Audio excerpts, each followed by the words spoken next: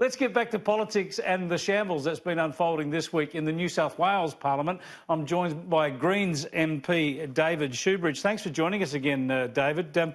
First up, we know Gladys Berejiklian's been in all sorts of pain because of this abortion bill, and it's back before the upper house going through over 30 amendments. Where are we at with all of that, getting close to the lot being done?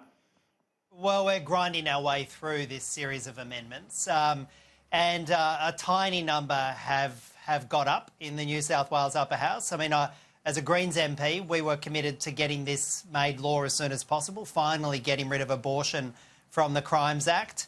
It's been delayed by these series of amendments, and now that a number of amendments have been adopted, when we finally finish with it, and I hope it's sometime before midnight tonight, it'll then have to go back to the lower house. But a couple of them are pretty key, aren't they? A couple of them are key, aren't they, David, in terms of Gladys Berejiklian's future and also for public support of these initiatives. And I thought they would have been outlawing gender selection abortions and also perhaps stricter conditions on late-term abortions. Do you think that there's going to be a movement on those two issues?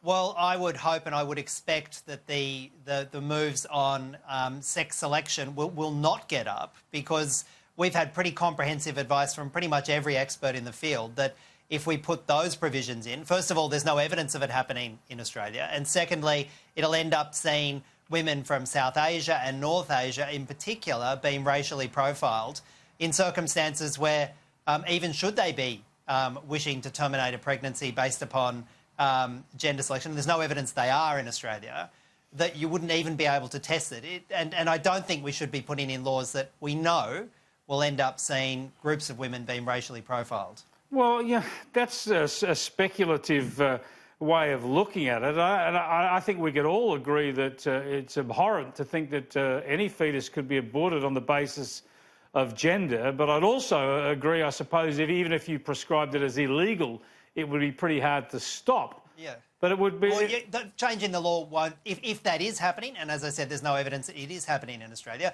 changing the law won't do a thing about it. If we are committed to ensuring that that doesn't happen, what we need to do is a broad-ranging education program. We need to commit those public resources to bring the communities with us. That actually would be useful. That actually would be effective. But this is all virtue signalling, and virtue signalling in circumstances where we know it's pretty likely it'll cause harm and marginalise those women. Now, Gladys Berejiklian is in trouble with some of her own MPs and some of her supporter base, largely because of the fact that she seemed to prefer to do deals with people like yourself on the green left side of politics, rather than perhaps the shooters, farmers and fishers, or One Nation. Do you get that sense? Do you feel that the government's closer to you guys than the other crossbenchers? No, I haven't met with the Premier since the new Parliament has established. There's definitely no deals between the Greens and the Premier. In actual fact, I've been doing my best to actually shine a whole lot of light on what I think are some pretty troubling aspects regarding one of her senior ministers, Minister Sidoti.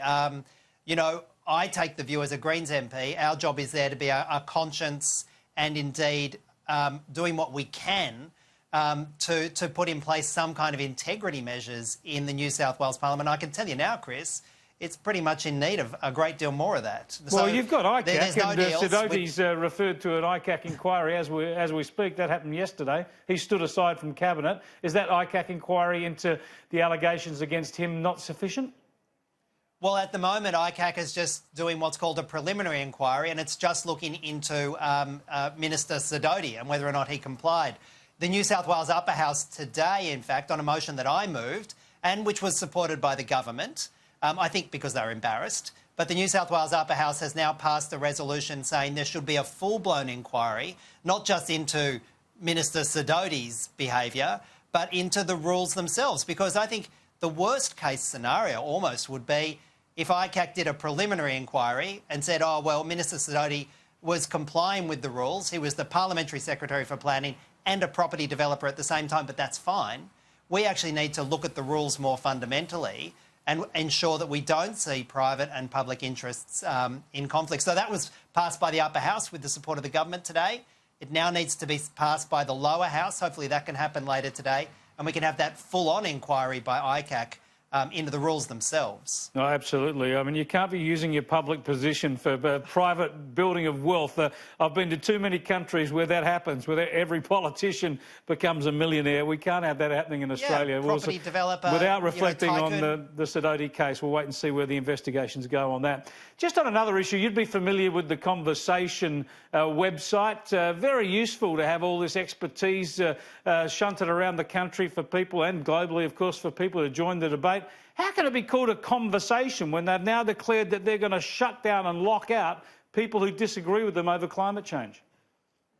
Well, from my reading of their position, what they have said is that climate change deniers don't have any science to back them. The overwhelming scientific consensus is that climate change is real, that it's human-induced, and they are not willing to share their space on an academic website which has a charter about being based upon science and facts. But who decides who's a denier? Who decides who should be tainted with that loathsome term of denier?